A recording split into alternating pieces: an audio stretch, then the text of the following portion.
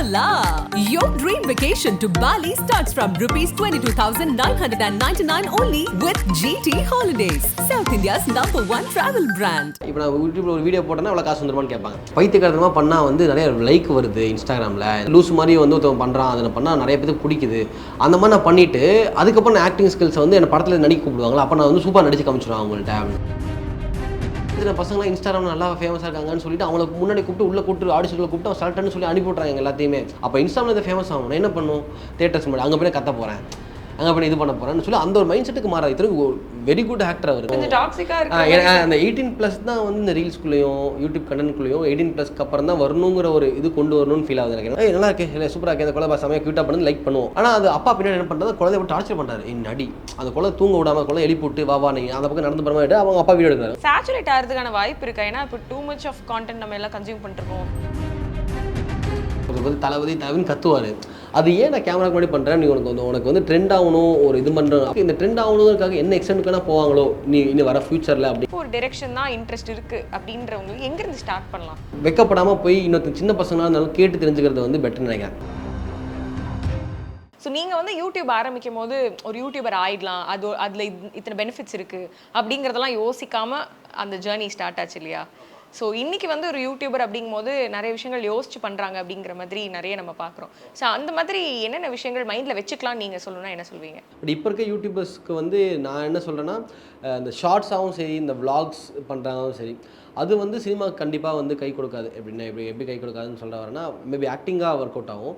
But இப்போ நீங்கள் vlog பண்ணிட்டே இருக்கீங்க, டுவர்ட்ஸாக விளாக் பண்ணிட்டே இருக்கீங்க, இல்லைன்னா வந்து உட்காந்து நீங்கள் ஏதாவது ரியாக்ஷன் வீடியோ பண்ணிட்டே இருக்கீங்க அப்படிங்கும் போது என்னென்னா, அது சினிமா கன்ஃபார்மாக ஆப்வியஸாக வந்து சினிமாங்கிறது என்னென்னா, நம்ம கண்டென்ட் வீடியோ பண்ணுறோம், ஒரு வெப் சீரிஸ் பண்ணுறோன்னா அது சின்ன ஃப்ரேம், சின்ன ஆக்டர்ஸு, சின்ன கேமரா, சின்ன லைட்டிங், அதுவே கொண்டு போய் அதுவே கொஞ்சம் இன்னும் பெருசு பண்ணால் தான் அது சினிமா. அது மித்த மாதிரி எதுவுமே மாறாது. ஸோ என்னை பொறுத்தளவுக்கு என்னென்னா வந்து, நீங்கள் ஷார்ட்ஸ் எடுக்கும் போது இப்படி திருப்பி ஷார்ட்ஸாக ஒரு ஃப்ரேம் எடுக்கும் போது அது சினிமாவுக்கு ஒரு பெரிய டிஸ்கிரேஸ் மாதிரி. நான் சொல்கிறேன், சினிமாவுக்குள்ளே வரணும்னு ஆசைப்படுறேன்னு சொல்கிறேன். யூடியூப்பை விட்டுருங்க, பட் சினிமாவுக்குள்ளே வரணும்னு. ஸோ யூடியூபராகவே இருக்கணும், நான் யூடியூப்லேயே தான் இருக்கேன், சோர்ஸ் ஆஃப் இன்கம் மட்டும் பார்க்கணும்னு யூடியூபாக இருக்கவங்களுக்கு வந்து ஓப்பன் டு ஆல், எது வேணால் நீங்கள் பண்ணலாம். நீங்கள் வந்து ஃபுட் பண்ணலாம், இது பண்ணலாம், நீங்கள் எது வேணால் பண்ணலாம். ஸோ அது வந்து உங்களுக்கு அது உங்கள் இது. பட் சினிமாவாக இருக்கணும்னு ஆசைப்படுறவங்க வந்து இந்த காலகட்டத்தில் வந்து please do some short films or web series. Not about the என்ன சொல்கிறது, இந்த ஃபுட் இன்டர்வியூஸ் இல்லைனா சம்திங் விஷயங்கள்லாம் வந்து பண்ணாதீங்க சினிமாவுக்குள்ள. அது பண்ணும்போது டைலூட் ஆயிரும் நம்மளுக்கு. என்ன அதை நோக்கி போயிட்டுருப்போம். நானுமே இப்போ இப்படி தான் நான் ஃபீல் பண்ணுறேன்னா வந்து என்னையே சொன்னாங்க. இப்போ வந்து இந்த யூடியூப் இந்தியாவிலேருந்து என்ன சொன்னாங்கன்னா, நீங்கள் ஷார்ட்ஸாக ட்ரை பண்ணுங்கள், எமோஷனில் வந்து ஷார்ட்ஸ் நல்லா ஒர்க் அவுட் ஆகும் அப்படிங்கும்போது, அது வந்து டீமை டிஸ்கஸ் பண்ணும்போது டீமாகவே வந்து அதை அப்போஸ் பண்ணது என்னென்னா வந்து, நம்ம சினிமா பண்ணணும்னு ஆசைப்பட்டோம்னா நம்ம எதுக்குன்னா நம்ம வந்து ஃபுல் ஃப்ரேமாக வச்சுருக்க வந்து அழகாக பார்த்து அந்த ஃப்ரேமுக்குள்ளே ஆர்டிஸ்ட்டை ஃபிக்ஸ் பண்ணி நடிக்க வைக்கிறத வச்சுட்டு எதுக்குன்னா நம்ம திருப்பி வச்சாலும் அந்த கேமராமேன்ஸ் அதே தான், ஆனால் அதுக்கு படிக்கலனா நான் என் கேமரா எதுக்குன்னு இப்படி திருப்பணும் நான் அப்படின்னு அப்படி ஃபீல் பண்ணுறான். ஸோ அந்த ஒரு விஷயத்த வந்து யூடியூப் வந்து இப்போது அது கொண்டு வந்துட்டுருக்கு, இன்ஸ்டாகிராம் ரீல்ஸாகவும் சரி. ஆனால் சில விஷயத்தில் அது வந்து இந்த ஆக்டர்ஸ்க்காக கொஞ்சம் ஆடனா ப்ளஸ் பாயிண்ட் ஆகிட்டு இருக்கு. ஏன்னா சில பேர் ஆக்டிங்லாம் வந்து அவங்க ஃபோனில் ரெக்கார்ட் பண்ணி அதை போடுறது வந்து நல்லாவே ரீச் ஆகுதுங்கும் போது, இப்போ அசிஸ்டன்ட் ரைட்டர்ஸ்க்குலாம் வந்து இப்போ நம்ம வந்து ஆர்டிஸ்ட், இப்போ அடுத்த படத்துக்கு நாங்கள் ஆர்டிஸ்ட் ஆகிட்டு இருக்கும் போது ரீல்ஸில் வந்து அந்த ஆர்டிஸ்ட் அவங்க கூப்பிட்டு அவங்க நடிக்க வச்சு அவங்க நடிப்பாங்களா அப்படின்னு பார்க்கறதுக்கு முன்னாடி அவங்களோட இன்ஸ்டாகிராமில் நடிச்சிக்கிறத பார்த்துட்டு ஓகே இப்போ நம்ம ஆடிஷனுக்கு கூப்பிடலாங்கிற ஒரு மேட்டரில் வந்து அது ஒரு விஷயத்தில் யூஸ் ஆகுதே தவிர, இந்த ஆக்டிங் டைரக்ஷன், இந்த ஃபிலிம் மேக்கிங், இந்த கேமரா, இந்த 24 கிராஃப்டில் அந்த கிராஃப்டில் இருக்கவங்களுக்குலாம் வந்து நீங்கள் யூடியூப் வந்து ட்ரை பண்ணாதீங்க. ஷார்ட் ஃபிலிம் ட்ரை பண்ணுங்கள், இந்த சின்ன வெப் சீரிஸ் ட்ரை பண்ணுங்கள். ஸோ இது ட்ரை பண்ணுங்கள், இது ட்ரை பண்ணாதீங்கிறது தான் வந்து என்னோட இது. இப்போ டிஜிட்டல் பிளாட்ஃபார்ம் எப்படி மாறி இருக்கு அண்ட் இது இங்கே சஸ்டெயின் பண்ணுறது எவ்வளோ டிஃபிகல்ட்டுன்னு நினைக்கிறீங்க? சிறுத்தனை கேட்குறது என்ன, யாராவது கேட்பாங்க எவ்வளோ காசு வருது யூடியூப்பில், இப்போ நான் யூடியூப்பில் ஒரு வீடியோ போட்டேன்னா எவ்வளோ காசு வந்துருமான்னு கேட்பாங்க. ஸோ உங்களுக்கு என்ன புரிதல் இல்லைனா, அவங்க வந்து யூடியூப்னாவே ஒரு காசு கொடுக்குற ஒரு பிளாட்ஃபார்ம், ஒரு ரெவன்யூ பிளாட்ஃபார்ம். ஆனால் அது ஆரம்பிக்கிறது வந்து ரொம்ப கஷ்டம் போல இருக்குது அப்படின்னாங்க. ஆஃப்டர் லாக்டவுன் வந்து ஓகே யூடியூபுக்கு வந்து ஒரு ஜிமெயில் அக்கௌண்ட் இருந்தால் போதும், போய் ஆரம்பிச்சிடலாம். ஒரு 2 வீடியோ எடுத்து போட்டோம்னா நம்ம டக்குன்னு இந்த மாதிரி பண்ணோம்னா ஃபேமஸ் ஆயிடுவோம் அப்படிங்கிற ஒரு மேட்டர். இப்போ வந்து ஃபார் எக்ஸாம்பிள் என்ன, இப்போ நான் ஒரு ஆக்டர்கிட்ட பேசிட்டேன். ஆக்டர்னா அவர் ரொம்ப வருஷமாக ஆடிஷன் ட்ரை பண்ணிருக்காரு, படத்தில் நடிச்சு ட்ரை பண்ணிருக்காரு. அவர் எங்கிட்ட என்ன சொல்கிறாருன்னா, நான் வந்து பைத்தியக்காரத்தனமாக பண்ணலாம் பிளான் பண்ணுறேன் அப்படின்னாரு. ஏன் ப்ரோ நல்லா தான் பண்ணுறீங்க நீங்கள் சொல்கிறேன். இல்லை பைத்தியக்காரத்தனமாக பண்ணால் வந்து நிறைய லைக் வருது இன்ஸ்டாகிராமில், நம்ம வந்து ஒருத்தன் வந்து லூஸ் மாதிரி வந்து ஒருத்தவங்க பண்ணுறான், அதை பண்ணால் நிறைய பேருக்கு பிடிக்குது. அந்த மாதிரி நான் பண்ணிவிட்டு அதுக்கப்புறம் நான் ஆக்டிங் ஸ்கில்ஸை வந்து என் படத்தில் நடிக்க கூப்பிடுவாங்களா, அப்போ நான் வந்து சூப்பராக நடிச்சு காமிச்சிடுவேன் அவங்கள்ட்ட அப்படின்னு. அப்படிலாம் அவங்க கூப்பிட போகிறது கிடையாது. நீங்கள் என்ன பண்ணுறீங்களோ அதையவே கொண்டு வந்து சினிமாவில் வந்து அதையே பண்ணுங்கன்னா நீங்கள் என்ன எதுக்காக நீங்கள் ஃபேமஸ் ஆகிருக்கீங்களோ அதுவே கொண்டு வந்து நீங்கள் இது பண்ண சொல்லுவீங்க. இப்போ சின்ன சின்ன பசங்களாம் இன்ஸ்டாகிராம் நல்லா ஃபேமஸாக இருக்காங்கன்னு சொல்லிட்டு அவங்களுக்கு முன்னாடி கூப்பிட்டு உள்ளே கூப்பிட்டு ஆடிஷனில் கூப்பிட்டு அவன் செலக்ட்னு சொல்லி அனுப்பி விட்றாங்க எல்லாத்தையுமே. அப்போ இன்ஸ்டாவில் இதை ஃபேமஸ் ஆகும் நான் என்ன பண்ணும், நான் வந்து நான் பப்ளிக் இந்த ரிவ்யூவில் வந்து கேட்டிருப்பாங்களே இந்த இதில் நம்ம தேட்டர்ஸ் முன்னாடி அங்கே போய் கத்த போகிறேன், அங்கே போய் இது பண்ண போகிறேன்னு சொல்லி அந்த ஒரு மைண்ட் செட்டுக்கு மாறாது. இத்தனைக்கு வெரி குட் ஆக்டர், அவர் நல்லா நடிப்பார், எங்கள் ஷார்ட் ஃபிலிம்லாம் சும்மா பயங்கரம் பர்ஃபார்ம் பண்ணுவார்.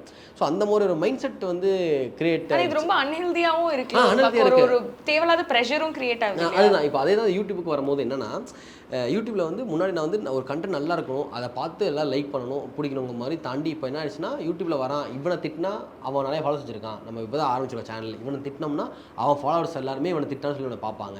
நான் அதுலேருந்து நானே வெக்ஸ் ஆகி கொஞ்சம் வெளியே வந்துட்டேன். ஸோ நீங்கள் வந்து ஒரு விதமான கண்டென்ட் கொடுக்குறீங்க, நானாக வேறு மாதிரியான கண்டென்ட் கன்சியூம் பண்ணிக்கிட்டே இருக்கேன்.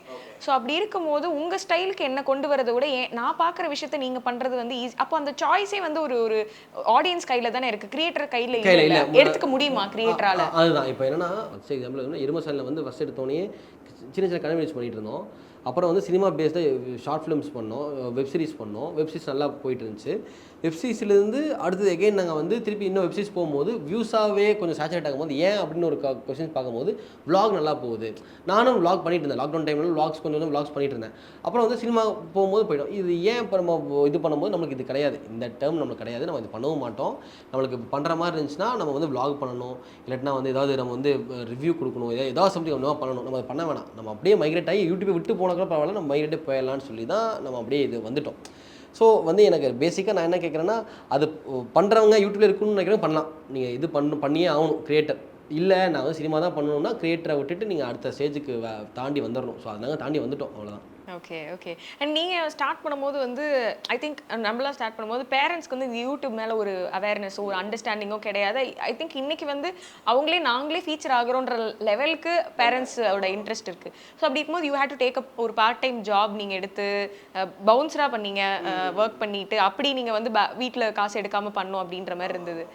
ஸோ இப்போ அந்த சிச்சுவேஷன் இப்போ தேவைப்படும்னு நினைக்கிறீங்களா? இப்போ இல்லை, எனக்கு யூடியூப் ஆரம்பிக்கும் போது அதான் சொன்னேன், யூடியூப் ஆரம்பிக்கும் போது டக்குன்னு மில்லியன் வியூஸ் நிறையா போயிட்டு இருந்துச்சு.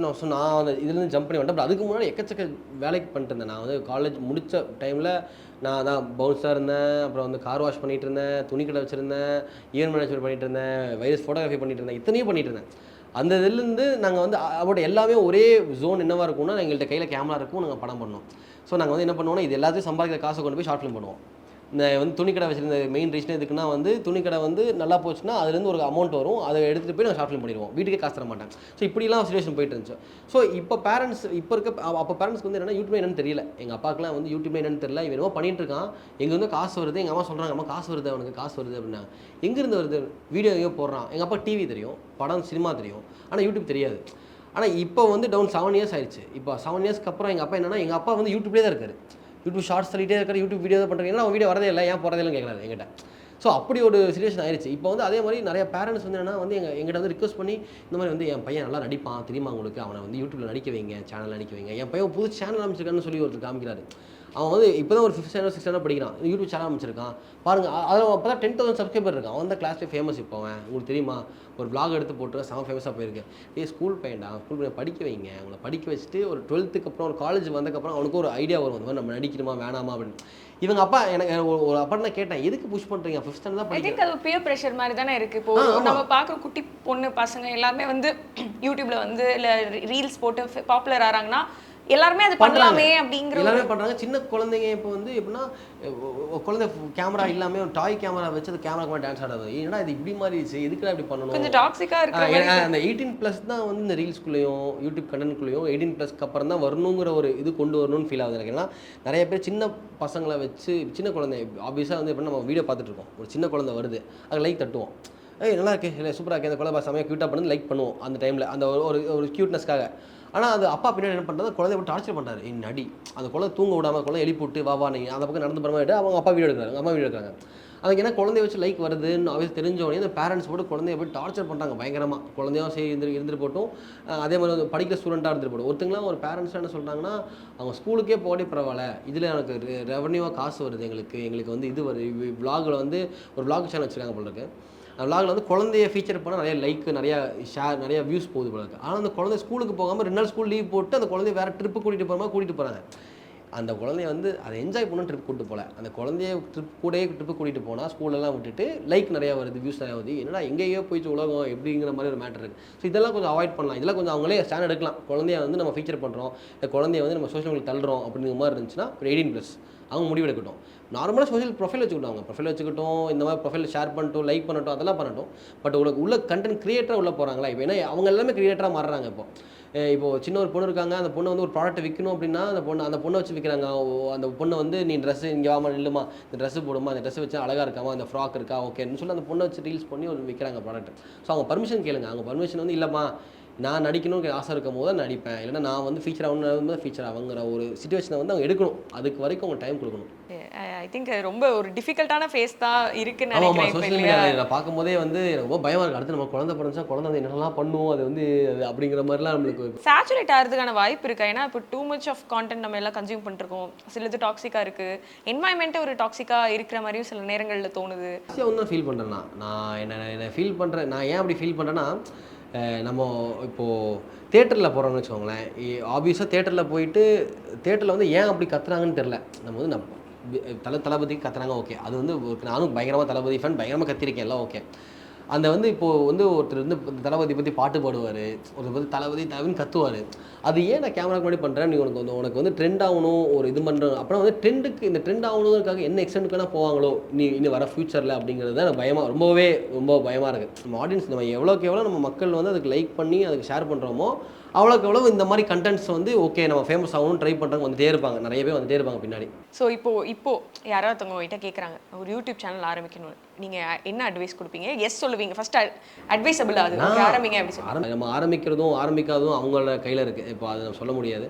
ஸோ அதனால் எதுக்கு ஒரு ரீசன் மட்டும் வச்சுக்கோ, கடைசியில் அந்த கோல் வச்சுக்கோ. நான் ஆரம்பித்து நான் இவ்வளோ மில்லியன் சப்ஸ்கிரைபர்ஸ் கொண்டு போவேன் அப்படிங்கிறத தாண்டி இதை ஆரம்பித்து நான் மில்லியன் சப்ஸ்கிரைப் கொண்டு போனால் நீ என்ன பண்ணுவேன், உனக்கு பர்சனலாக உன் லைஃப்பில் என்ன நடக்க போகுது, உனக்கு எதுக்காக நான் ஆரம்பிக்கிறாங்கிற ஒரு மேட்டர். அந்த பர்பஸ் என்ன, வாட் இஸ் த பர்பஸ், அதுதான். ஓகே. ஸோ ஒரு டைரக்டர் ஆனதுக்கப்புறமா யோசிச்சு பார்க்கும்போது நீங்கள் கடந்து வந்தது எப்படி இருக்குன்னு, இப்போ ஒரு டைரக்ஷன் தான் இன்ட்ரெஸ்ட் இருக்குது அப்படின்றவங்களுக்கு எங்கேருந்து ஸ்டார்ட் பண்ணலாம்? அந்த ஒரு மீமாக பார்த்தேன், அது ரொம்ப பொருந்துச்சு. ஒரு அத்லெட்ஸோ ஒரு கிரிக்கெட் பிளேயரோ என்னன்னா அவங்க வந்து வயசாக அவங்களுக்கு என்ன ஆகும்னா அவங்க வந்து ஃபார்ம் அவுட் ஆயிடுவாங்க.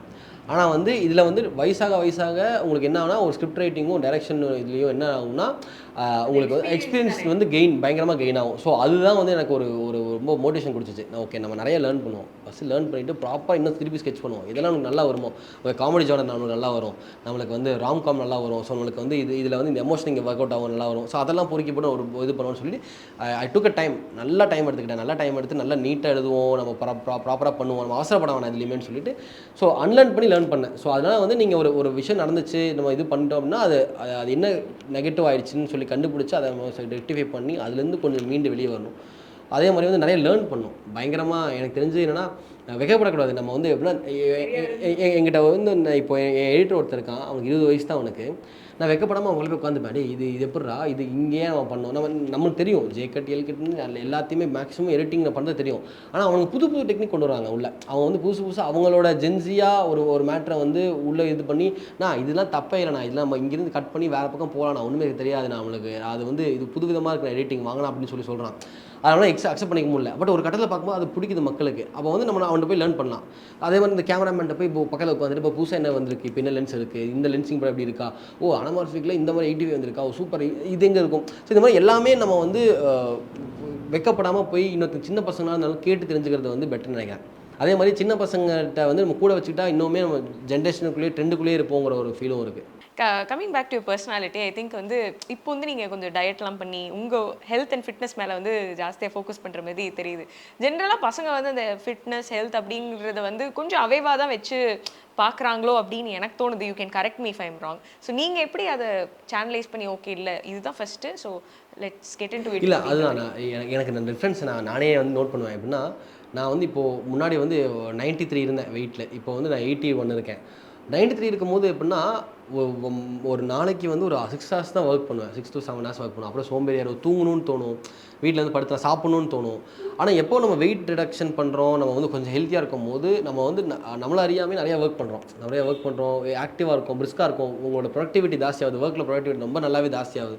ஸோ விட்னஸ் பண்ணுறேன். நான் நிறையா நான் வந்து ஜிம்லேருந்து என்ன நான் 9th படிக்கும் ஜிம் போயிட்டேன். ஸோ அப்போ இருந்தே ஜிம்னு சொல்லி நிறைய வேரியேஷன்ஸ் வந்து இது அப்படி பண்ணலாம், இது பண்ணலாம். ஓகே, ஒன்று வெறும் கார்டியோ மட்டும் பண்ணியே உடம்பு கம்மி பண்ணுவோம், என்ன வெறும் கெட்டில் பில் பண்ணியே உடம்பு கம்மி பண்ணுவோம்னு சொல்லி நிறையா இது போனேன். இப்போ எண்ட் ஆஃப் த டே என்ன பண்ணியிருக்கேன்னா, சாப்பிட்ற ஃபுட்டு மட்டும் கரெக்டாக சூஸ் பண்ணி சாப்பிட்டாவே போதும், ஹெல்த்தியாகவே இருக்கலாம். நீங்கள் ஒன்று டெய்லி ஒன்று ஆக்டிவிட்டீஸ்லேயே வந்து இப்போ நான் என்ன இப்போ ஷூட்டிங் ஸ்பாட் போகணும்னு வச்சுக்கோங்களேன்.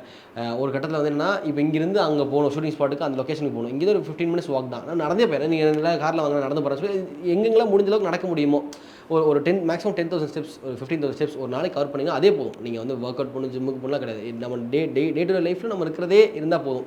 அதே மாதிரி வந்து ப்ரெக்னென்சியில் சொல்லுவேன், இப்போ கீழே குனிஞ்சு எந்திரிக்கிறதும் ஒர்க் அவுட் தான், நம்ம போய் கீழே கூட்டுறது ஒரு ஒர்க் அவுட் தான், கீழே கோலம் போடுறது ஒரு ஒர்க் அவுட் தான், எல்லாமே ஒர்க் அவுட்டுக்குள்ளே ரிலேட் ஆகுது. ஸோ அந்த மாதிரி நம்மளோட லைஃப்லேயே ஒர்க் அவுட் பண்ணுறதுக்கு ரிலேட் ஆகுது.